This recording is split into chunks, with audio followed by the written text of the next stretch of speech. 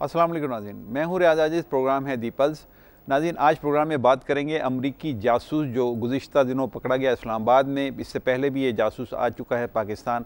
Matthew Barrett नाम है इस जासूस का। इससे कबल भी ये पाकिस्तान आके जासूसी करके जा चुका है, लेकिन बहुत सारे सवालात इस हवाले से उठे हैं कि उस वक्त उसकी जो एफ़आईआर उसके ख़िलाफ़ दर्ज की गई थी वो क्यों उसको सुप्रीम कोर्ट ने उस एफ़आईआर को वापस ले लिया या ख़त्म करा दिया, ये भी एक सवाल है। और इसके अलावा अहम तरीन इसके हवाले से ये बातें हैं कि अब ये दोबारा कैसे पाकिस्तान में दाखिल हो गया, कैसे उसको वीज़ा जारी हो गया। कहा यह जाता है अमरीकी महकमा ख़ारजा की तरफ से कि ये कोई जासूस नहीं है बल्कि ये एक आम शहरी है। अमरीका का तरीक़ाकार सारी दुनिया में जासूसी का यही है कि वो अपने एजेंट मुख्तलिफ़ तरीक़ों से सारी दुनिया में भेजता है जो आम शहरी की हैसियत से दुनिया में जाते हैं, लेकिन वहाँ पर बैठ कर वो अपने मुल्क के लिए जासूसी का काम कर रहे होते हैं। ये जो मैथ्यू है ये ख़ास तौर से पाकिस्तान के हवाले से इस बहुत ज़्यादा अहम मामला बनता है, इसलिए कि ये यहाँ पर एटमी असासों की जासूसी कर रहा था। वहाँ तनसीबात के हवाले से अतराफ़ की जो वहाँ पे जो इमारतें हैं और इलाक़े हैं वहाँ की फ़ोटोग्राफ़ी कर रहा था और ये करते हुए पकड़ा गया था। बहुत अहम मामला है कि इसको पहले जब पकड़ा गया तो ये जाने क्यों दिया गया, और अगर जाने दिया गया तो फिर ये दोबारा पाकिस्तान कैसे आया, कैसे वीज़ा जारी हो गया इसका, क्या पूरा नेटवर्क अमेरिका का पाकिस्तान के मुख्तलिफ़ इदारों में बैठा है जो अपनी मर्ज़ी के फ़ैसले और काम करवाता है, ये बहुत अहम सवाल है। कहा जाता है कि हुसैन हक्कानी के दौर में जब वो वहाँ पर सफ़ीर थे, यानी अमेरिका में पाकिस्तान की तरफ से सफ़ीर मुतय्यन थे पाकिस्तान पीपल्स पार्टी के दौर में, उस वक्त बहुत सारी तब्दीलियाँ आई हैं और उस वक्त बहुत बड़ी तादाद में ब्लैक वाटर के लोग पाकिस्तान आए और जिसमें बेशतर के पास पाकिस्तान का वीज़ा भी नहीं था और यहाँ आकर उन्होंने तवील क़याम किया और उसके बाद उनके ख़िलाफ़ कार्रवाई नहीं हुई और अब भी वो लोग पाकिस्तान में किसी न किसी शक्ल में मौजूद हैं। मैं आज के प्रोग्राम में इसी ताल्लुक़ से बात करूँगा कि पाकिस्तान की हुकूमत और इंतज़ामिया इस ताल्लुक़ से क्यों इतनी कमज़ोर और ख़ामोश रहती है, और अहम तरीन मामला जो सिक्योरिटी का है और ख़ास तौर से एटमी असासों के हवाले से उस पर कोई अहम फ़ैसला, बड़ा फ़ैसला क्यों नहीं किया जाता, और पाकिस्तान के असासों को गैर महफूज बनाने के लिए जो लोग पाकिस्तान के ख़िलाफ़ साजिशें कर रहे हैं, ख़ुद पाकिस्तानी होकर उनके ख़िलाफ़ सख्त तरीन कार्रवाई क्यों नहीं की जाती। मेरे आज के इस मौजू पर और इस प्रोग्राम में शिरकत करने के लिए मैंने दावत दी है जनाब आई सैयद साहब को। तजज़ियाकार हैं, कॉलमिस्ट हैं, बहुत शुक्रिया आई सैयद। और मेरी दूसरी मेहमान है आज के प्रोग्राम की प्रोफेसर डॉक्टर शाहिदा वज़ारत, बैनुल-अक़वामी उमूर के माहिर हैं, मेरे प्रोग्राम में शरीक रहती हैं। बहुत शुक्रिया आपका तशरीफ़ लाने का। आइए सैयद, गुफ्तगू का आगाज़ आपसे करता हूँ। क्यों ऐसा मामला बार बार हमें नज़र आता है कि हमारे जो अहम तरीन इदारे हैं मुल्क के वो फेलियर नज़र आते हैं पाकिस्तान की सिक्योरिटी के हवाले से, ख़ास तौर से जासूस एक तवील अरसे से कुलभूषण यादव का मामला, उससे पहले भी मुशर्रफ के दौर में जासूस पकड़े गए लेकिन उनके साथ ट्रीटमेंट कोई ऐसा ख़ास नज़र नहीं आता। मैं सवाल आपसे ये करना चाहता हूँ कि ये जासूस पहले तो पाकिस्तान में दाखिल कैसे हो जाते हैं इतनी आसानी से, क्या आपका तजज़िया कहता है इस ताल्लुक़ से? इनएफिशिएंसी सर, इनएफिशिएंसी है बुनियादी तौर पे हमारे उन इदारों की जो इस काम के ऊपर जिन्हें हमने जो ऑब्लिगेशन उनके ऊपर आती है, क्योंकि आपके अमेरिका से जो ताल्लुकात हैं वो पिछले 50 साल से दोस्ताना भी रहे हैं और हम एक तरफ उससे हर किस्म की इमदाद भी लेते रहे हैं, उसके काम भी आते रहे हैं, और उसके बाद में फिर जब इस सतह पर ताल्लुकात पहुंच जाएं कि जहां तखसीस करना मुश्किल हो जाए कि जी हमने अमेरिका की कौन सी बात माननी है कौन सी नहीं माननी। अब ये 3 साल का जो दौरानिया है या जो नया नैरेटिव जो बनाया है अभी मेरी नज़र में चौधरी निसार अली खान, उससे पहले आप देखें कि अमेरिका हर जगह पे मौजूद था। यानी कोalition फ़ंड में जब आप 30 करोड़ डॉलर मदद लेते हैं तो वो तकरीबन जाके 33 अरब रुपए हमारे रुपीज़ में कन्वर्ट हो जाते हैं, और हम यहाँ 5-5, 6-6 अरब रुपए का टैक्स लगाकर उसे पूरा करने की कोशिश। तो beggars can not be choosers. अब बुनियादी चीज़ ये है कि जो एक इन्फिल्ट्रेशन पिछले 40-50 साल से हो चुकी है पैसों की शक्ल में, लोगों की शक्ल में, कोई भी इस नाम के साथ नहीं आएगा पाकिस्तान की टेरिटरी में कि मैं जासूसी करने आ रहा हूँ। पाकिस्तानी इदारों का काम है कि इस बात का तयन करें कि आया पिछली दफ़ा जब ये शख्स आया था तो किसी किस्म की सस्पिशस एक्टिविटीज़ में तो शामिल नहीं था, जैसे ये मौजूदा वाक़या हुआ है कि एक शख्स को जिसे ब्लैकलिस्ट कर दिया गया था और उसके बाद भी उसे दोबारा आने की इजाज़त दी गई। तो ये क्या चीज़ है? तो इसीलिए लोग कहते हैं कि ट्रिकल डाउन जो आपकी पॉलिसियाँ हैं वो नीचे तक नहीं आती हैं। यानी एक 17, 18, 19 ग्रेड का जो अफसर बैठा हुआ है वो इस तरह से काम नहीं कर रहा है जिस तरह से चौधरी निसार अली खान चाहते हैं। یہ بنیادی پرابلم. ٹھیک ہے میڈم، آپ یہ فرمائیے کہ یہ روس اور پاکستان کے تعلقات تھوڑے سے قربت اختیار کر رہے ہیں، اور روس نے آج پاکستان کو یہ پیشکش بھی کی ہے کہ جو دہشت گردی کا واقعہ ہوا اور اس تعلق سے دہشت گردی کے پاکستان میں جو دیگر واقعات ہو رہے ہیں تو اس میں وہ تعاون کرے گا. آپ سمجھتی ہیں کہ یہ جو واقعہ، یہ جو جاسوسی کے حوالے سے، یہ لنکڈ اپ ہے روس کی پیشکش سے؟ دیکھیے ظاہر ہے روس نے اس لیے یہ پیشکش کی ہے کیونکہ ابھی جو سانحہ ہوا ہے کوئٹہ میں تو اس کے وجہ سے ظاہر ہے روس نے پیشکش کی ہے. مگر میں تھوڑا سا سید صاحب سے با ادب اختلاف کرنا چاہوں گی. میں نہیں سمجھتی ہوں کہ یہ ان ایفیشنسی کا معاملہ ہے. میں نہیں سمجھتی ہوں کہ ہم اتنے ان ایفیشنٹ ہیں. دیکھیے یہ پاکستان کے اداروں نے ہمیشہ، سارے اداروں نے ہمیشہ جب بھی کوئی ایسا جاسوس پکڑا گیا تو وہ تمام ادارے جن کا کام ہے پاکستان کے لوگوں کا تحفظ کرنا، ان کے پاکستان کے لوگوں کو ان کے مفادات کو دیکھ بھال کرنا، وہ ہمیشہ یا تو اس دہشت گرد کے ساتھ اس کے مثال کے طور پہ مجھے تو بالکل آپ یہ دیکھیے یہ ایکشن ریپلے لگ رہا ہے ریمنڈ ڈیوس کا. جب ریمنڈ ڈیوس کو پکڑا گیا تھا تو ابھی جیسے ہی یہ واقعہ ہوا تھا تو پیپلز پارٹی کی حکومت تھی اور پیپلز پارٹی کی جو انفارمیشن منسٹر تھیں فوزیہ وہاب، وہ ٹی وی پہ آئیں اور انہوں نے آتے ہی کہہ دیا کہ یہ ڈپلومیٹ ہے. حالانکہ وہ انفارمیشن منسٹر تھی، ان کو پتہ ہوگا کہ یہ کون ہے، مگر انہوں نے آتے ہی یہ کہا کہ یہ تو ڈپلومیٹ ہے اور اس کو استثناء حاصل ہے. اس کے بعد فارن آفس نے بہت اچھا رول ادا کیا تھا تو ہم لوگوں کو کچھ امیدیں تھیں. اس کے بعد general Ashfaq Parvez Kayani Middle East میں ان کی جنرل پیٹریس سے ملاقات ہوئی، اور جب وہ ملاقات ہوئی اس کے بعد میں ایک سیمینار میں گئی تو لوگوں نے مجھے بتایا وہاں صحافیوں نے کہ سب معاملات طے ہو گئے، ایک ہفتے کے اندر اندر ریمنڈ ڈیوس کو چھوڑ دیا جائے گا. میں نے بالکل یقین نہیں کیا. میں بہت اس وقت بہت وہ جا رہی تھی، بہت انتھوزیاسٹک تھی کہ پکڑا گیا ہے اور فارن آفس اتنا رول ادا وہ کر رہا ہے تو اس کو سزا ملے گی. مگر پتہ یہ چلا کہ جنرل پیٹریس نے اور جنرل اشفاق پرویز کیانی نے مل کے طے کر دیا تھا کہ اس کو بہت باعزت طریقے سے یہاں سے نکالا جائے گا. اور اشفاق پرویز کیانی جو تھے وہ آرمی کے سربراہ تھے، اور ریمنڈ ڈیوس جو تھا اس نے صرف 2 پاکستانیوں کو قتل نہیں کیا تھا، اس کے 119 ملیٹنٹ سے روابط نکلے تھے اس کے لیپ ٹاپ میں، اور وہ ان کو پیسے بانٹتا تھا. مگر پاکستان کی سیکیورٹی کے سربراہ نے آ کے اس کو بیل آؤٹ کیا. پھر آپ دیکھیے کہ کیا ہوا کہ وہ کورٹس میں گیا. یہ کیس جب کورٹ میں گیا، ان کی فیملی کورٹ میں لے کے گئی جن لوگوں کو شہید کیا تھا، تو کورٹس نے کہا یہ زیادہ سیریس مسئلہ نہیں ہے، یہ چھوٹے کوئی کورٹ کر لے گا. انہوں نے سیشن کورٹ میں بھیج دیا.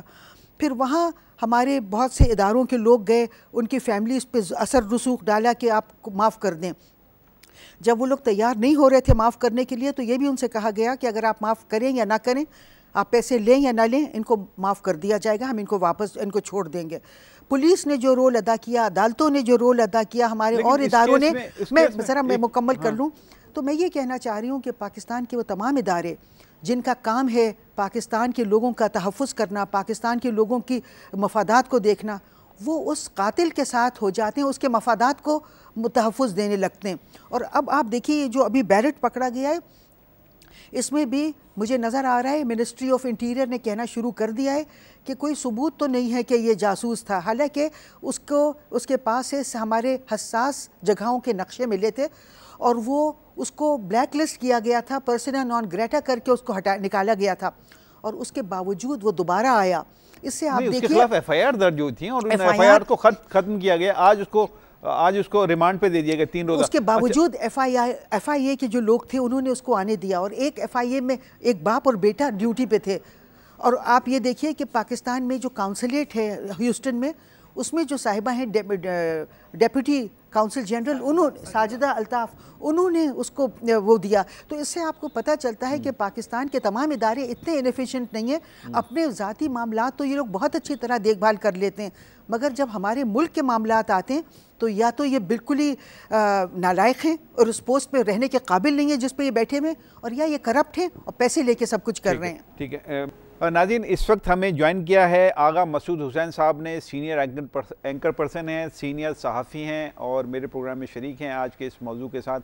بہت شکریہ آغا مسعود حسین صاحب تشریف لانے کا میرے پروگرام میں، اور تھوڑی سی تاخیر سے آپ آئے، لیکن ہم جو بات کر رہے ہیں میتھیو بیرٹ کے حوالے سے کر رہے ہیں، اور اس میں میں آپ سے یہ پوچھنا چاہتا ہوں کہ پاکستان کی جو پوزیشن ہے اس وقت، خاص طور سے اس حوالے سے کہ ہماری جو لا انفورسمنٹ ایجنسیز ہیں وہ پکڑتی ہیں جاسوسوں کو. ایک نیا جاسوس انہوں نے پکڑا اور اس کو گرفتار بھی کیا، اس کو مقدمہ بھی پیش ہوا، آج وہ 3 روزہ ریمانڈ پہ بھی دے دیا گیا، لیکن امریکی وزارت خارجہ نے کہا ہے کہ یہ ایک ہمارا عام شہری جاسوس نہیں ہے. سچائی کیا ہے آپ کی نظر میں؟ دیکھیے سچائی میں میری نگاہ میں جو بھی میں نے اخبار میں پڑھا یا میں نے جو گوگل سے ان کے بارے میں چیزیں تلاش کی، یہ بنیادی طور پر جاسوس ہے.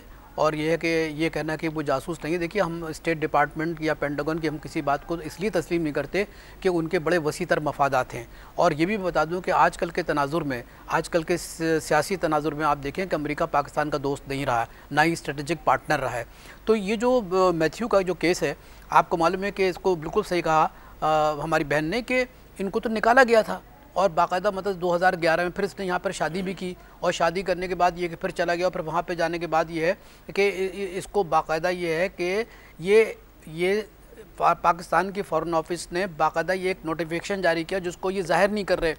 اور according to that notification he was never allowed actually to come back to Pakistan because he was person non grata. That was already accepted by the foreign office, accepted by the FIA, accepted by the different agencies. But the question is how did he manage to come back? میں آپ کو بتاؤں کہ جب آپ کا Houston میں آپ کا جو قونصلیٹ ہے، قونصلیٹ میں ساجدہ صاحبہ ہیں، I don't know who she is، لیکن یہ ساجدہ لکھا ہے نام، ساجدہ ہے، ساجدہ الطاف ہے. دیکھیے بات اصل یہ ہے کہ جب ان کو کسی نے تو کہا ہوگا نا، دیکھیے قونصلیٹ جو ورک کرتا ہے امریکہ میں، کئی قونصلیٹ ہیں پاکستان کے جو ورک کرتے ہیں تو وہ ایمبیسڈر سے پوچھ کے کام کرتے ہیں. تو جب ایمبیسڈر نے کہا ہوگا کہ بھائی ان کو آپ ایشو کر دیں، تو ان کو ایشو ہو گیا. جیسے حسین نقانی کے زمانے میں یاد ہے کہ کتنے لوگوں کو ویزا ملا تھا. اور ایک بڑا سوال یہ ہے آغا صاحب، یہ تو بات ہم نے کر لی ہے، انہوں نے جیسے کہا کہ اب حالات کو سازگار کیا جا رہا ہے، ماحول بنایا جا رہا ہے کہ اب اس کو جیسے واپس چھوڑ دیا جائے گا جیسے ریمنڈ ڈیوس کو چھوڑ دیا گیا تھا، اور اس میں آپ کی جو وزارت داخلہ ہے وہ پیش ہے، اور وہ ماحول بنا رہی ہے، وہ ذہن سازی کر رہی ہے کہ اس کو چھوڑ دیا جائے، کوئی ثبوت نہیں ہے اس کے خلاف. کیا یہ صحیح ہے آپ کے خیال میں؟ میں نے بتایا کہ دیکھیے ثبوت تو ہے. دیکھیے اگر ثبوت نہیں ہوتا تو اس کو گرفتار کیوں کیا گیا، ثبوت نہیں ہوتا تو اس کو پرسن نان گریٹا کیوں قرار دیا گیا. اور دیکھیے سب سے بڑی بات یہ ہے کہ پاکستان کا جو سب سے بڑا مسئلہ یہ ہے کہ یہاں پر بہت جلدی لوگ گھٹنے ٹیک دیتے ہیں اور مفاہمت کی بات کرتے ہیں. اب میں مثال ریون ڈیوس کی بات بتاؤں. ریون ڈیوس کا مسئلہ کیا ہوا، جن لوگوں کو، جن بچوں کو مارا گیا، جو ان کا تعاقب کر رہے تھے، جو بھی کر رہے تھے، جس کو مارا گیا ان کو ان کا دیت کے تحت وہ چھوڑا گیا، یعنی ان کو بے پناہ دیا اور پھر امریکہ میں جا کے ان کو بسا دیا گیا. دیکھیے ہم لوگ جو ہے نا اپنے ملک کے مفادات نہیں دیکھتے، ہم بھی دیکھتے ہیں کہ دوسرے ملک کا مفاد کیا ہے. آج پاکستان جو دوراہے پہ کھڑا ہے، آج پاکستان کے بے پناہ مشکلات ہیں، وہ مشکلات اسی وجہ سے کہ وہ ہماری پیدا کرتا ہے. ایک زمانے میں مشرف صاحب نے یہ بات بالکل صحیح کہی تھی، انہوں نے کہا کہ ہمارا مسئلہ انٹرنل ہے، ہمارے جو دشمن ہیں وہ داخلی طور پر موجود ہیں، اور داخلی طور پر یہ ہے کہ پاکستان جو ہے کمزور ہو رہا ہے. ہم ہر وقت الزام لگاتے ہیں کہ فلاں نے کیا، فلاں نے کیا. آپ دیکھیے یہ جو میتھیو تھا، اس کے بارے میں جب ساری چیزیں آپ کے پاس موجود ہیں، فارن آفس کے نوٹیفیکیشن موجود ہے، FIA کی پوری ڈاکومنٹ موجود ہے، اس کے بعد بھی اگر اس کو معصوم قرار دے کہ آپ چھوڑ رہے ہیں، ٹھیک ہے آپ کے پاس اختیار ہے، آپ چھوڑ سکتے ہیں، آپ بہت سے لوگوں کو چھوڑ کے بہت سو کو مجرم بھی بنا سکتے ہیں، آپ کے پاس اختیار ہیں. لیکن حقیقت یہ ہے کہ he was working for against Pakistan. اس کے لیپ ٹاپ میں ایسی چیزیں نکلی ہیں جس میں کہ باقاعدہ وہ پاکستان کے حساس اداروں کے نقشے تھے. تو اس کے بعد مزید کیا رہ جاتا ہے؟ سوال اٹھتا ہے نا کہ پاکستان کر کیا سکتا ہے، کتنی کیپیسٹی ہے پاکستان میں اس عالمی طاقت کے سامنے کھڑے ہونے کی، اور یہاں کے حکمرانوں میں کتنی طاقت ہے، کتنی ان کے گھٹنوں میں طاقت ہے کہ سامنے کھڑے ہو کے جو سینہ بلا کے کھڑے ہو جائیں. کیا یہ پوسیبل ہے پاکستان کے حکمرانوں؟ آپ کا بہت اچھا سوال ہے. میں سمجھتا ہوں اس سے $1 ملین کویشچن. دیکھیے ہمارے پاس جو سیاسی قیادت ہے وہ مدبروں لوگوں کی نہیں ہے، مدبر نہیں ہے، نہ وہ انٹلیکچوئل ہیں، وہ تاجر لوگ ہیں جو تجارت کر رہے ہیں پاکستان کے نام پہ. تو یہ جو لوگ جو تاجر لوگ ہیں ان سے آپ کیا امید رکھ سکتے ہیں کہ یہ کسی کے سامنے کھڑے ہو سکیں گے؟ کشمیر میں جو صورتحال ہو رہی ہے، یہاں ٹھہر جائیے نا سر، ٹھہر جائیے. جو انہوں نے بات کی تھی ابھی میں اسی کو کوٹ کر رہا ہوں کہ انہوں نے کہا کہ آپ کے سابق آرمی چیف پرویز کیانی صاحب جو تھے، انہوں نے ریمنڈ ڈیوس کو چھوڑنے کے لیے حالات بنائے. تو اس میں سر سول اور ملٹری کا تو کوئی ڈیفرنس ہی نہیں ہے نا سر. دیکھیے میں آپ سے بتاؤں، دیکھیے ریاض صاحب، میں ماضی کی اس گفتگو میں نہیں جانا چاہتا کہ کیا ہو، کیونکہ اس کے اندر بہت بڑی گفتگو ہو سکتی ہے جو آپ کے پاس وقت بھی نہیں ہے. میں صرف یہ عرض کرنا چاہتا ہوں کہ دیکھیے سیاسی قیادت جو ہوتی ہے کسی ملک کی، جو ہے نا پورے جو پاکستان کا جو شناخت ہے، پاکستان کی جو پوری حیثیت ہے، وہ سیاسی قیادت اس کو مطلب یہ کہ وہ کرتی ہے. اگر سیاسی قیادت کمزور ہے اور سیاسی قیادت جو ہے وہ ایک اتنی کمزور ہے کہ ہر جگہ مفاہمت کر لیتی ہے, تو پھر آپ مجھے بتائیے کہ چاہے ریمنڈ ڈیوس ہو, چاہے یہ جو مسٹر میتھیو ہوں, اس کے بارے میں آپ کیا کر سکتے ہیں؟ دیکھیے مفاہمت تو صرف سیاسی قیادت کی طرف سے تو نہیں ہو رہی ہے. میں یہ کہنا چاہوں گی کہ نہ سیاسی قیادت کا مسئلہ ہے نہ یہ فوجی قیادت کا مسئلہ ہے. یہ مسئلہ ہے کہ ہمارے ملک میں نے بارہا اس طرف لوگوں کی توجہ دلائی ہے کہ ہمارے ملک میں ایک نیٹ ورک ہے, امریکہ کا نیٹ ورک ہے, اور وہ تمام اداروں میں ان کے لوگ موجود ہیں, چاہے وہ فوج ہو, چاہے وہ پولیٹیکل گورنمنٹ ہو, چاہے وہ ٹیکنوکریٹس ہوں, چاہے بیوروکریٹس ہوں, چاہے میڈیا ہو, چاہے عدالتیں ہوں, چاہے پولیس ہو, تو وہ لوگ ہر جگہ موجود ہیں. تو جب اس قسم کا کوئی واقعہ ہوتا ہے تو وہ سارے لوگ متحرک ہو جاتے ہیں, اور وہ ایک متحرک ہو کے اس بندے کو وہاں سے نکالنے کی کوشش کرتے ہیں. اب میں یہ بھی کہنا چاہوں گی کہ صرف یہ مسئلہ ریمنڈ ڈیوس کا نہیں تھا, اور صرف یہ میتھیو بیرٹ کا نہیں ہے. اس سے پہلے اور بھی بہت سے ایسے لوگ پکڑے گئے ہیں. مثال کے طور پہ ایک جیمز الیگزینڈر میکلنٹاف تھا, وہ انگریز تھا, وہ پاکستان میں پہلی دفعہ 2001 میں پکڑا گیا تھا. وہ لڑ رہا تھا طالبان کے ساتھ. اس کو پکڑ کے پاکستان کی حکومت نے برطانیہ کو دیا, اور وہ 2004 میں وہ پھر واپس پاکستان آ گیا.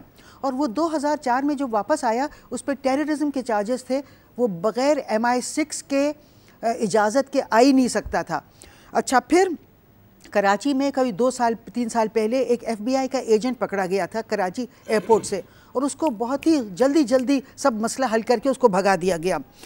تو میں یہ کہنا چاہ رہی ہوں کہ دیکھیے, ہم لوگ اس طرح سے جو بھی کوئی گورا پکڑا جاتا ہے جو ٹیررزم جس پہ الزامات ہوتے ہیں یا کوئی نقشے ہوتے ہیں یا اسلحہ بانٹ رہا ہوتا ہے یا پیسے بانٹ رہا ہوتا ہے ملیٹنٹس کو, ہم لوگ ان کو, ہمارے ادارے ان تمام ٹیررسٹ کا بہت تحفظ کرتے ہیں. اس لیے کہ لوگ ذرا میں مکمل کر لوں. اور ہم لوگ یہ بھی کہہ رہے ہیں کہ ہم وار اگینسٹ ٹیرر میں بہت سیریس ہیں, اور ہم بہت لڑ رہے ہیں, اور ہم بامبنگز کر رہے ہیں اور سب کر رہے ہیں, ہم بہت سیریسلی لڑ رہے ہیں. مگر جب بھی کوئی ماسٹر مائنڈ گورا پکڑا جاتا ہے, مغربی ملک کا گورا, میں یہ بھی کہہ دوں صرف گورا نہیں, مغربی ملک کا گورا پکڑا جاتا ہے کہ اس قسم کی ٹیررسٹ ایکٹیویٹیز میں, تو ہمارے ملک کے تمام ادارے اس گورے کو بچانے کی پوری کوشش کرتے ہیں. اور جب کوئی کالا پیلا اس ڈیولپنگ کنٹریز کا پکڑا جاتا ہے تو ہم نہ صرف اس کو مارتے ہیں بلکہ اس کا جب ہم بامبنگ کرتے ہیں تو اس کی فیملی کو بھی, اس کے محلے کو, ان سب لوگوں کو مارتے ہیں. کیونکہ جب آپ اوپر سے بم پھینکیں گے تو وہ بم صرف اس بندے پہ جا کے نہیں گرے گا, وہ بم اس کے گھر والوں کو بھی مارے گا, اس کے محلے والوں کو بھی مارے گا. تو ہمارے دوہرے معیار ہیں. فٹ سولجر کو ہم نہ صرف اس کو خود کو مارتے ہیں بلکہ اس کی فیملی کو, اس کے بچوں کو اور اس کے محلے والوں کو. اور جو ماسٹر مائنڈ ہے اس کی ہم سب بہت تحفظ کرتے ہیں. تو اس لیے مجھے یہ نہیں پتہ چل رہا ہے کہ ہماری جو یہ جنگ ہے, ہم جو لڑ رہے ہیں, ہم ٹیررزم کو اس ملک میں اور پھیلا رہے ہیں یا ہم ٹیررزم کے خلاف لڑ رہے ہیں. مجھے یہ لگ رہا ہے کہ جیسے کہاوت ہے نا, to hunting with the hound and running with the hair.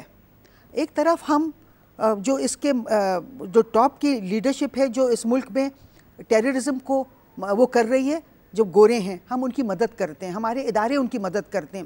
اور جو فٹ سولجرز ہیں ان کو ہم مارتے ہیں, نہ صرف ان کو بلکہ ان کی فیملیز کو, ان کے بچوں کو اور ان کے تمام محلے والوں کو, کیونکہ ہم اوپر سے بامبنگ کرتے ہیں. تو یہ دوہرا معیار ختم ہونا چاہیے. آئیے سید, یہ بتائیے آپ کہ پاکستان میں اس سے پہلے بھی بہت سارے جاسوس پکڑے گئے.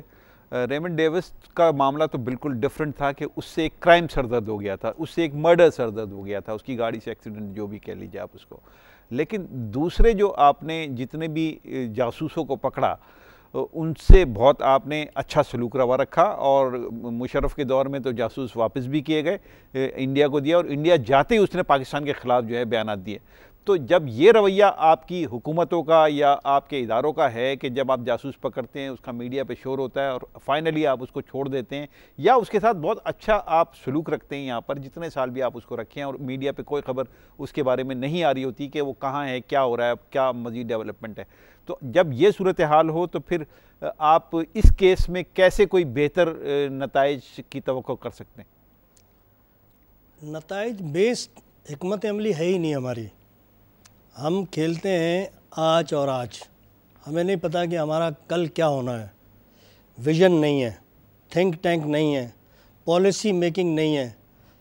ایک سربراہ اگر چینج ہوتا ہے تو ہماری پالیسیز چینج ہو جاتی ہیں. ملکوں کے درمیان خاص طور پہ سپر پاورز لیولز کی جو پاورز ہوتی ہیں ان کے ساتھ تعلقات اس طرح کے نہیں ہوتے ہیں. اگر آپ کہتے ہیں کہ ایک اسپائی تھا، جاسوس تھا، تو یہ تو پروو ہونا ہے نا، it yet to be proved. لیکن ہم اسے جاسوس تسلیم، میڈیا کتنا بھی کوشش کرے، یہ لوگ خود بھی بیان دیں. چودھری نثار صاحب، میں نے جو پہلے بات کی تھی، ڈاکٹر صاحب نے کہا کہ میں اختلاف کرتی ہوں، لیکن بعد میں انہوں نے اتفاق بھی کیا. میں کہہ رہا ہوں کہ ہمارے سویلین ادارے جو ہیں وہ خود کنفیوز ہوتے ہیں کہ جب ایک فیڈرل منسٹر آرڈرز دیتا ہے اور اس کے چند ہفتوں کے بعد اسے آرڈر سے وڈرا کرنا پڑتا ہے یا سافٹ کارنر دیا جاتا ہے، جیسا آغا صاحب نے کہا. یعنی کہ ایک آدمی اگر جاسوس ہے تو it must take to task, اور اگر وہ نہیں ہے تو اسے چھوڑ دیا جائے. اس دوران میں کیا آپ ڈیٹرنٹ ٹیکٹکس کھیل رہے ہیں کہ بھائی آپ نے ہمارے 30 کروڑ ڈالرز روکے ہیں تو ہم ایسا کر لیں گے، اگر آپ نے ہمارے F-16 روکنے کی ہے کوشش تو ہم ایسا کریں گے. اس قسم کے رویے ایک سپر پاور کے ساتھ ہمیں کس مقام پر لے کے چلے جائیں گے؟ اب جاسوسی کی آپ ایک بہت بڑا پینڈورا باکس کھول رہے ہیں. آپ یہ کہنا چاہ رہے ہیں کہ یہ اگر جاسوس جو بھی پکڑا گیا اس کو چھوڑ دیا جائے تو 30 کروڑ ڈالر کے عوض چھوڑا جائے گا. بظاہر پالیسی، بظاہر سویلین پالیسی، مجھے یعنی انٹیلیجنس آپ کو ہر قسم کا تھریٹ فراہم کرتی ہے، کہتی ہے کہ یہ کچھ ہونے والا ہے، لیکن اس کے 2 دن بعد وہ واقعہ ہو جاتا ہے. یعنی آپ کی سویلین ایڈمنسٹریشن اس طرح سے ناکام ہوتی جا رہی ہے کہ انٹیلیجنس ایجنسیز آپ کی کیا کریں گی؟ اگر اس شخص کو، میں کہہ رہا ہوں، امیگریشن ملی کیسے؟ ظاہر ادارے نے دی، تو وہ ادارہ ایفیشنٹ تھا کیا اس نے، جب ہم کہیں باہر جانے کے لیے اپلائی کرتے ہیں تو ہمیں کتنے پروسیس سے گزرنا پڑتا ہے. امریکن ہو، جیپنیز ہو، برٹش ہو، جرمن ہو، فرینچ ہو، کوئی بھی ہو، پروسیس ایک ہی ہو اور اسی کے اوپر چلا جائے. جب وہ ہمارے ساتھ فرینڈلی ہوتا ہے ملک تو ہم ہر قسم کے ویزز کھول دیتے ہیں کہ آپ آ جائیں جتنے آنے. لیکن جیسے ہمارے تعلقات آپس میں خراب ہوتے ہیں ہم اس کے اوپر پابندیاں لگانا شروع کرتے ہیں. تو اس قسم کی چیزیں آگے لے جا کے قوموں کو تباہی کی طرف تو ضرور دھکیلتی ہیں، لیکن فوائد مشکل سے ہی ملتے ہیں. اچھا آغا صاحب، یہ بتائیے کہ اب سینیریو تھوڑا سا بدل رہا ہے انٹرنیشنل پولیٹکس کا بھی. آپ نے دیکھا کہ ٹرکی میں ہم دیکھ رہے ہیں اس کا جھکاؤ اب دوبارہ سے روس کی طرف ہو رہا ہے، اور وہ اب تعلق شاید کسی حد تک ویسٹ سے اور امریکہ سے اس کا تعلق وہ نہیں رہا، خاص طور سے اس جو ان کا انقلاب آیا اور ناکام انقلاب آیا، فوجی انقلاب. تو اس کے بعد جو سینیریو بدلا، اب یہی تقریباً صورتحال پاکستان کے ساتھ ہے کہ پاکستان بھی جو امریکہ سے تعلقات ہیں پاکستان کے وہ کشیدہ ہیں، اور اب تھوڑا سا جھکاؤ روس کی طرف. آپ کے آنے سے قبل میں نے ان سے سوال کیا تھا کہ روس نے آج پیشکش کی ہے پاکستان کو دہشت گردی کے حوالے سے تعاون کی، کہ ہم آپ کے ساتھ تعاون کرنے کے لیے تیار ہیں. کیا یہ ریپلیسمنٹ ہو سکتا ہے امریکہ کا؟ ایک بریک کے بعد میں آپ سے جاننا چاہتا ہوں. ناظرین، ایک بریک کے بعد میں آغا صاحب سے یہ سوال کروں گا. بریک کے بعد دوبارہ ملتے ہیں.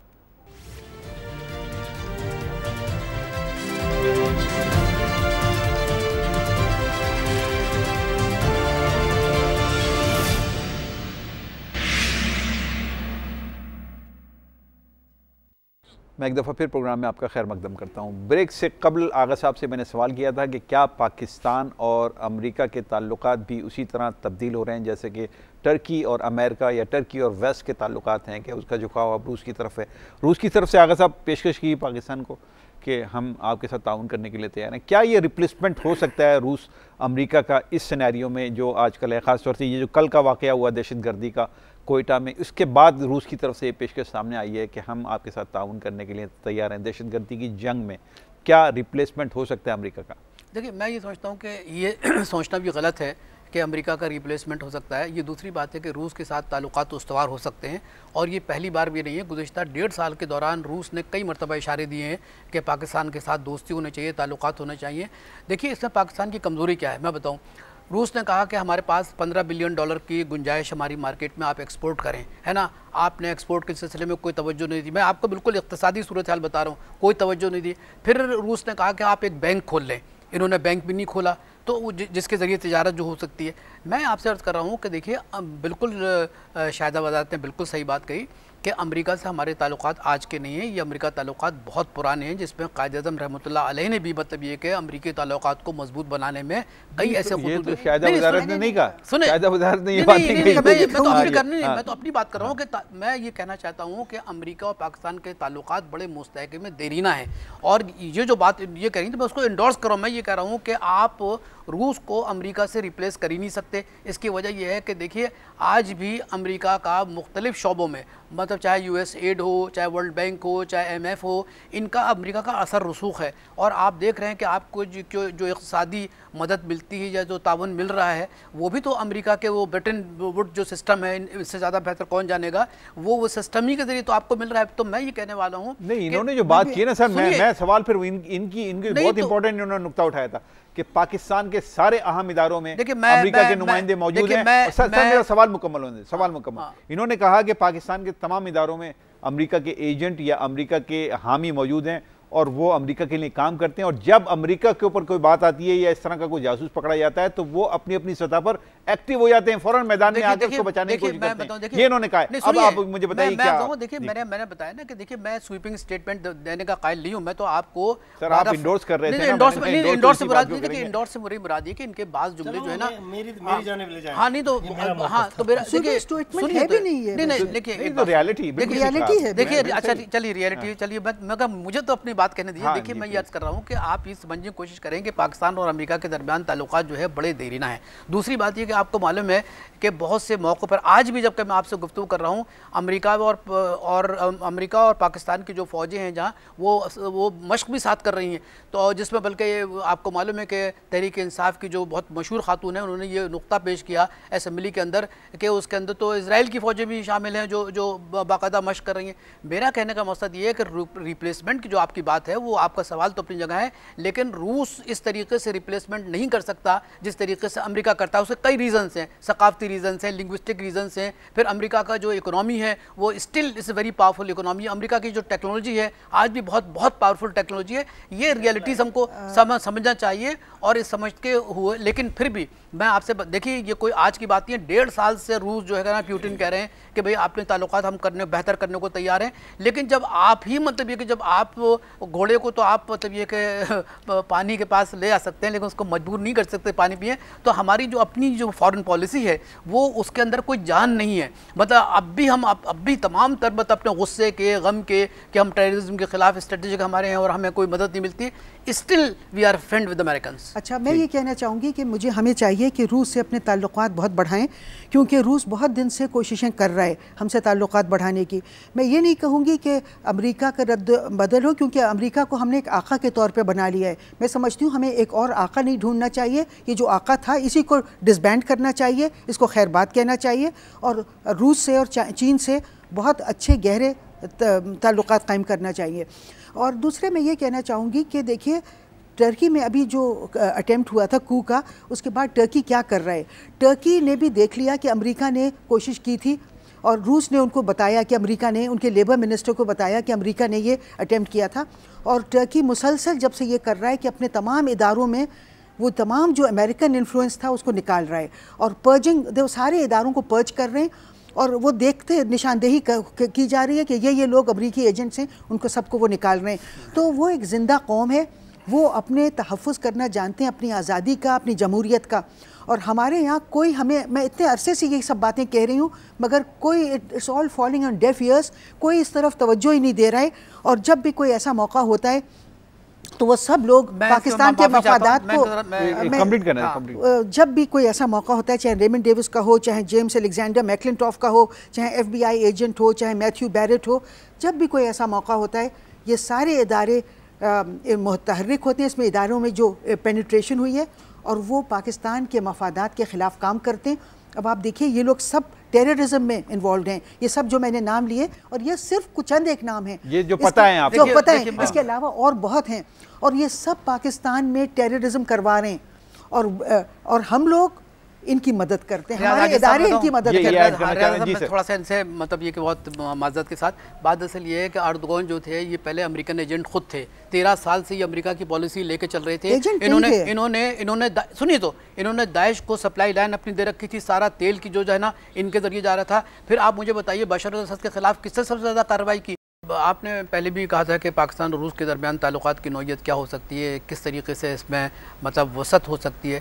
میں یہ سمجھتا ہوں کہ بڑی گنجائش موجود ہے, اور یہ ہے کہ اب تو آپ دیکھ رہے ہیں کہ بار بار جھکاؤ جو ہے روس کا پاکستان کی طرف ہے. بیچ میں آپ کو معلوم ہے کہ 6-7 مہینے پہلے پاکستان نے یہ ارادہ کیا تھا کہ وہ رشین ہیلی کاپٹر جو ہیں وہ خریدے جائیں گے, اس سلسلے میں بات چیت بھی ہوئی تھی. پھر بعد میں یہ ہے کہ آپ کو تو معلوم ہے کہ یہاں عجیب و غریب بات ہے پاکستان کی حکومتوں کا کہ ایک طرف تو یہ ہے کہ وہ امید دلاتے ہیں کہ ہمارے درمیان تعلقات بہتر ہو رہے ہیں, ہم یہاں سے اسلحے لے رہے ہیں, لیکن بعد میں یہ ہے کہ اس کا فالو اپ نظر نہیں آتا, نہ عوام کو نظر آتا ہے نہ حکومت نظر آتی ہے. تو میں یہ عرض کر رہا ہوں اچھا اس سلسلے میں چین کا بھی بڑا رول ہے. دیکھیے چین بھی چاہتا ہے کہ اس وقت پاکستان جو ہے انتہائی جو ہے ناگفتوع حالات میں ہے, اور پاکستان اپنے حیات کی جنگ لڑ رہا ہے, اپنی زندگی کی جنگ لڑ رہا ہے. تو اس سلسلے میں چین بھی بالکل چاہتا ہے کہ کس طریقے سے روس کے اور پاکستان کے تعلقات جو ہے نا وہ مستحکم ہوں. آپ کو معلوم ہے کہ اگر روس مڈل ایسٹ میں اپنی مداخلت نہیں کرتا تو آپ کو معلوم ہے کہ صورتحال بڑی مختلف ہوتی ہے, نہ بشار الاسد ہوتے بلکہ وہی حالت ہوتی جو لیبیا کی تھی وہی شام کی ہوتی. تو یہ روس کی جو مڈل ایسٹ میں آمد تھی اس کی وجہ سے صورتحال جو ہے مختلف ہوئی اور سامراج پسپائی کی طرف گیا.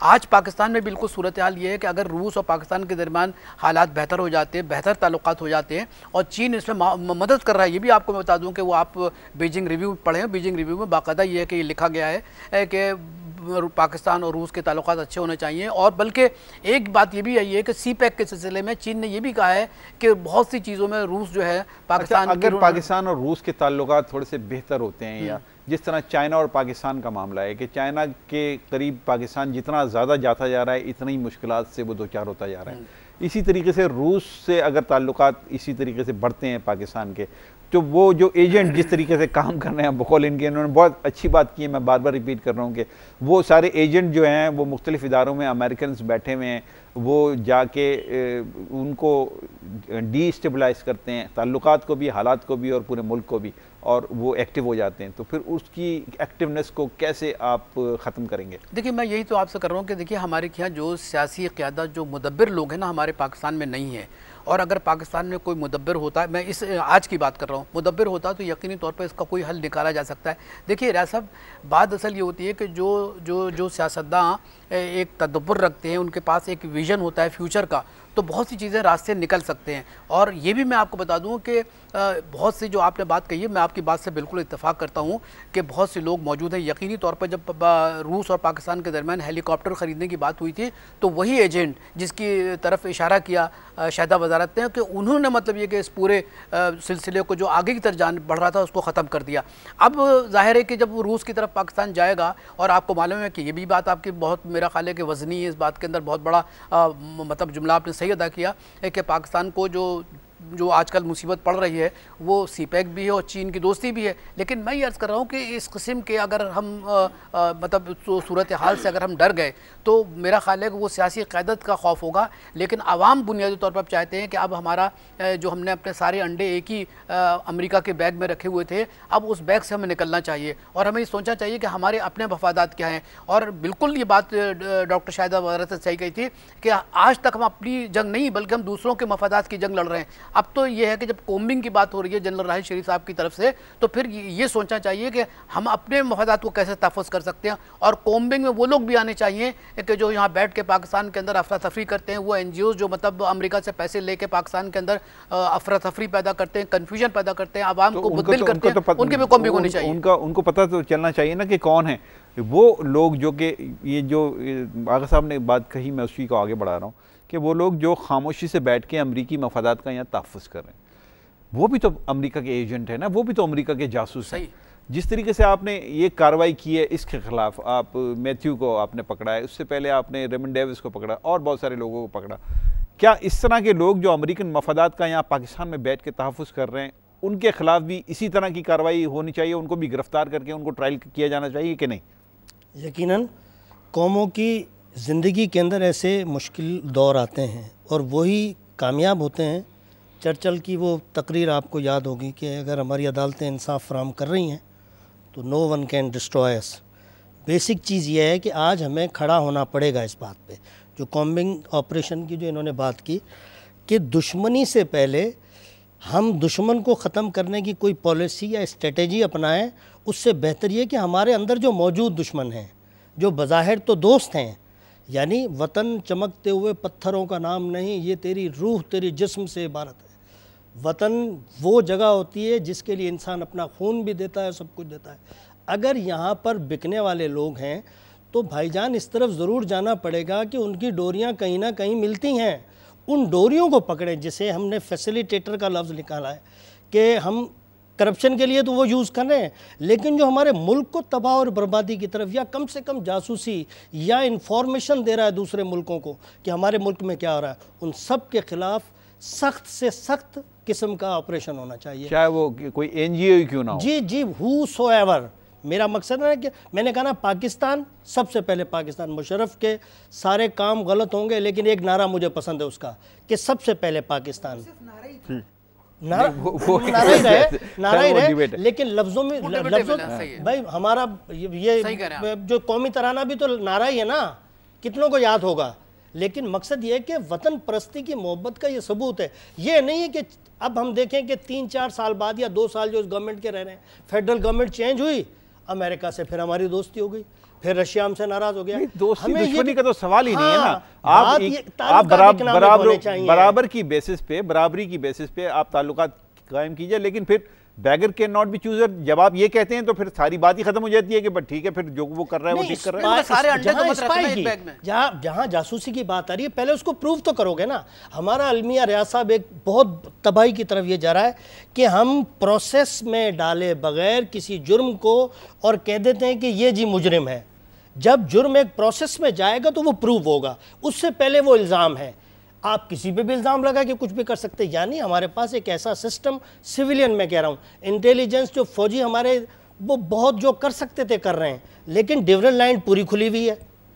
ایران سے آپ کا پورا جو بارڈر ہے وہ کھلا ہوا ہے. نہیں ایران کا سیکور ہے، اب ایران کا وہ معاملہ نہیں ہے. بیچ میں جو گھس کے ایران کی میں بات نہیں کہہ رہا ہوں، ایران سے میں تعلقات بہت، لیکن ایک بارڈر گھر ہے، ملک ہمارا ایک گھر ہے. میں کہہ رہا ہوں کہ جب دوسرے لوگ ہمیں ہر پروسیس کے ذریعے ایون ہمارے جوتے بھی اتروا دیتے ہیں جب وہ ان کی کنٹری میں ہم داخل ہوتے ہیں، اور ہماری کنٹری میں داخل ہونے کے لیے تمام راستے کھلے میں، وائی؟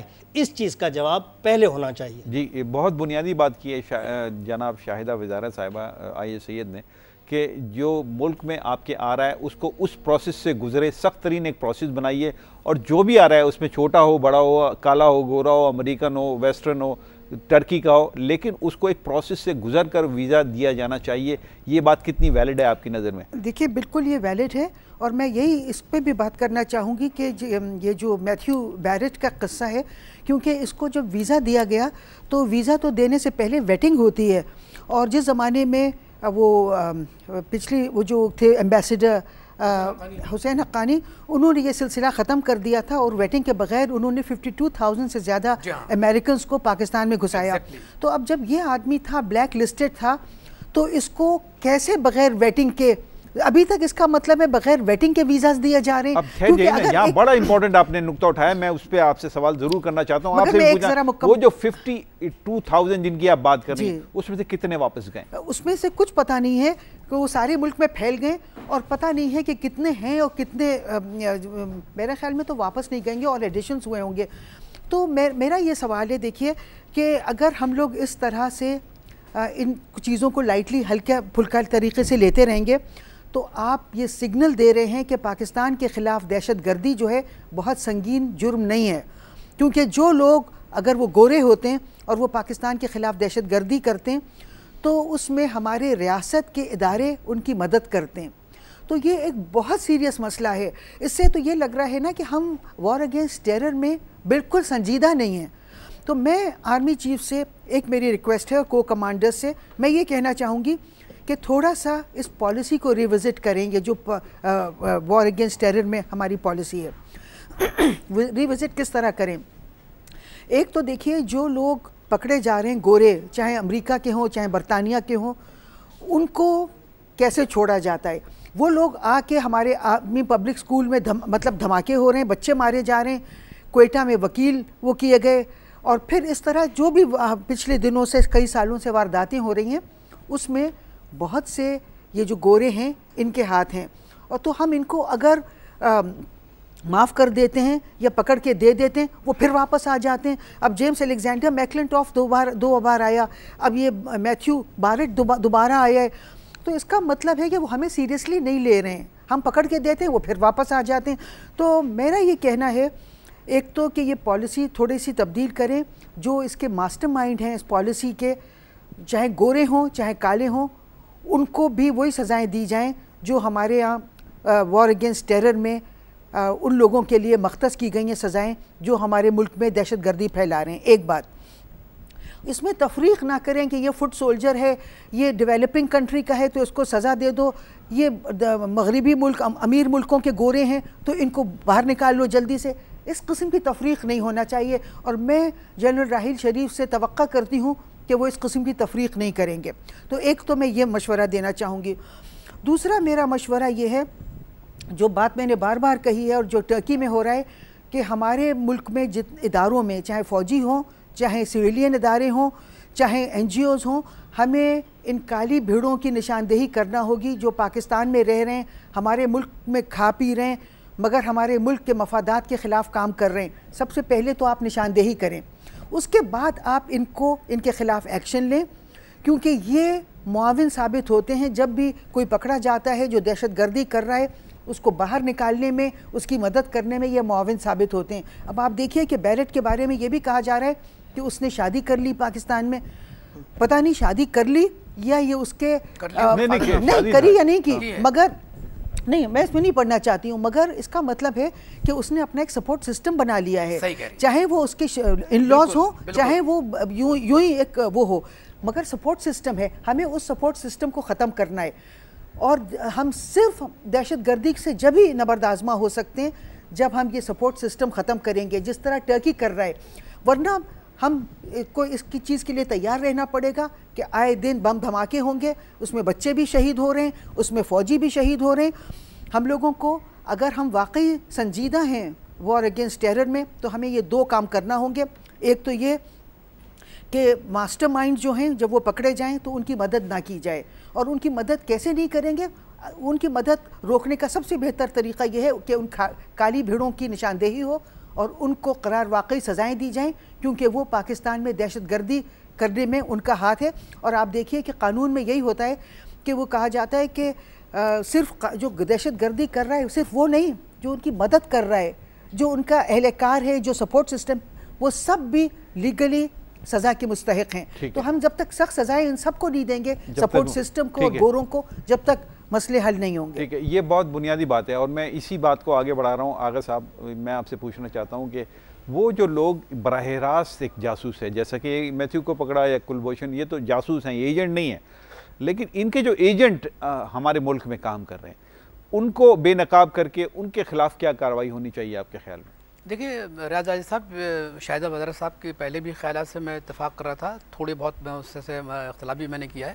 لیکن دیکھیے یہاں تو یونیورسٹی میں پینیٹریشن ہو چکا ہے، تعلیمی اداروں میں پینیٹریشن ہو چکا ہے، سارے اداروں میں. نہیں مگر دیکھیے بات اس کی وجہ یہ ہے کہ دیکھیے ہمیں یونیورسٹیوں کا اس لیے ذکر کرنا چاہیے کہ آپ نے بہت اچھا کیا ہے، یہ بہت امپورٹنٹ پوائنٹ ہے، کیونکہ وہاں پہ کیونکہ وہاں پہ دانش ہوتی ہے، اور دانش جس طریقے سے جو ہے نا خیالات کو جو ہے نا وہ موڑ بھی سکتی ہے، خیالات کو بہتر بھی بنا سکتی ہے، اور خیالات کے اندر کجی بھی پیدا کر سکتی ہے. تو میں یہ عرض کر رہا ہوں کہ آپ کے تعلیمی اداروں میں ایسے لوگ بیٹھے ہیں کہ جو پاکستان کے خلاف بات کرتے ہیں، جو باقاعدہ مطلب امریکہ کی کھل کے حمایت کرتے ہیں، اور جو یہ کہتے ہیں کہ پاکستان جو ہے نا وہ ایک فیلڈ اسٹیٹ ہے، اس قسم کے بیانات کرتے تھے اور نوجوان نسل میں اس قسم کے خیالات ڈالتے ہیں.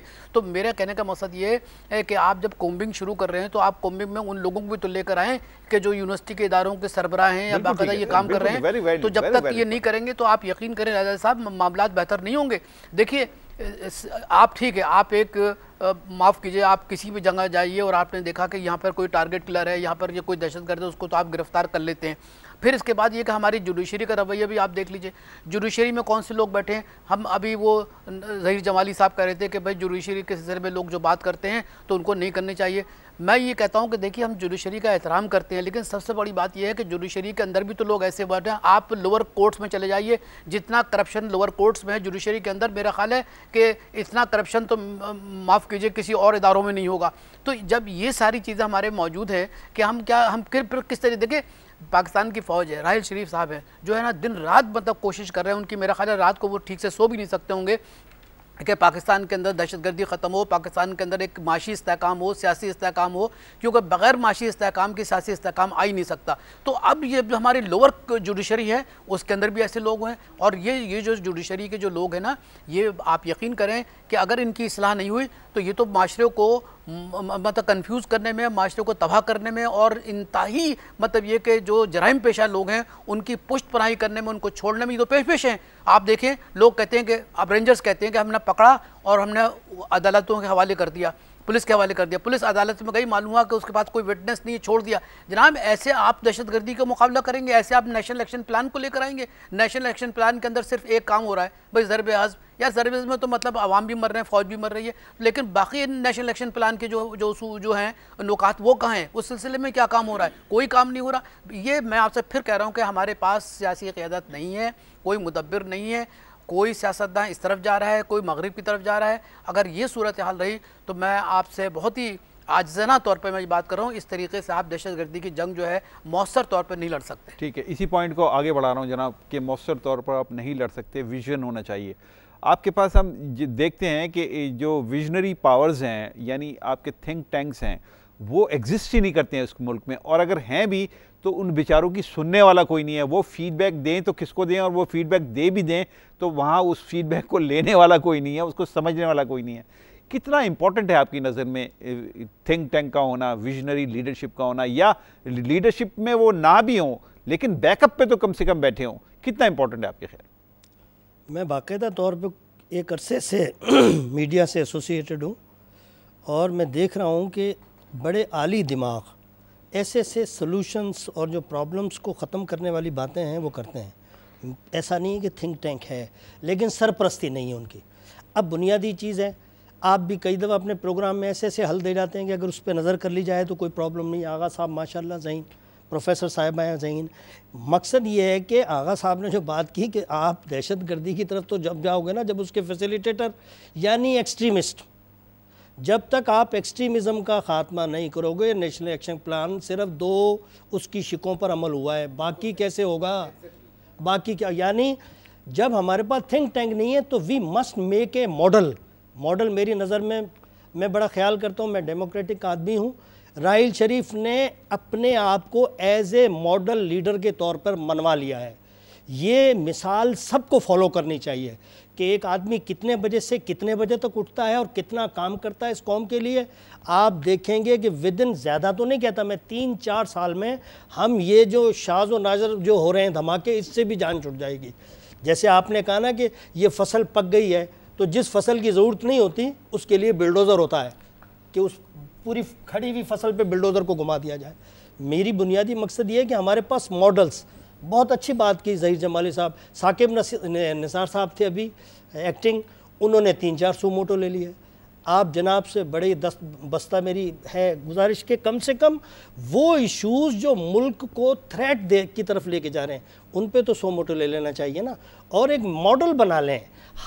یعنی پورا ڈیموکریٹک سسٹم آپ کا، عدلیہ، مقننہ اور آپ کا پارلیمانی سسٹم جو ہے، اب یہ تینوں اگر ادارے آپس میں کام مل کر کوآرڈینیشن کے ساتھ اگر نقص نکالتے رہیں گے، ہم یہ کہیں گے جی وہ کام صحیح نہیں کر رہا، وہ کہے گا اس نے اپنے حصے کا کام، آپس میں ایک مربوط اور باہم پیوست ایک کوشش کے ذریعے ہم اس مسائل سے چھٹکارا حاصل کر سکتے ہیں. یہ جاسوس آپ دیکھیں گے، یہ ٹرکی نے کر کے دکھا دیا نا آپ کو کہ کیا کچھ کیا جا سکتا ہے. تو اگر قوم پوری کھڑی ہو، یہ نہیں کہ ایک حصہ کھڑا ہو رہا ہے اور دوسرا بیٹھ کے بیڈ پر ٹی وی دیکھ کے تبصرے کر رہا ہے. تبصروں سے کام نہیں چلے گا. بحیثیت مجموعی ہمیں قوم کو اٹھنا پڑے گا, ایک ایک فرد کو ماڈل بن کے. اگر کسی کا قتل ہوتا ہے, ابھی بچے پنجاب سے اتنے اغوا ہو چکے ہیں, لیکن کیا لاہور یا فیصل آباد کے لوگوں کو یہ جرأت ہوئی کہ ایک احتجاجی ریلی ہی نکال لیں؟ اور ریلی بھی کس وقت نکالنی ہے؟ جب عوام بیچارے گھروں کی طرف جا رہے ہیں. یہ قومی شعور نہیں ہے.